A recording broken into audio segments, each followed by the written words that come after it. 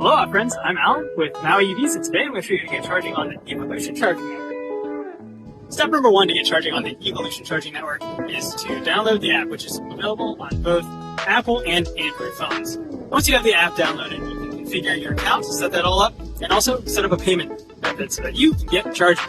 Step number 2 after you've configured the app is to go up to the charger, pull out the plug, and do note, for this particular charger, we need to use a J1772 to Tesla adapter, which all you fine folks running from Maui EVs, all of our rentals come with this adapter free of charge.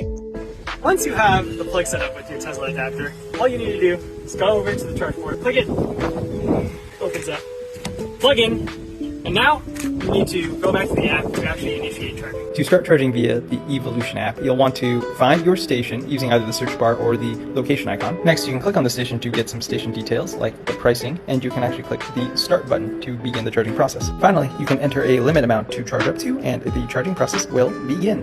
Those are the 3 simple and easy steps to get charging on the Evolution Charging Network. Now, from all of us at Maui EVs, we hope that you have a fantastic time in Maui. You are in the market for a stylish, green, and clean rental car. Come check us out at Maui EVs.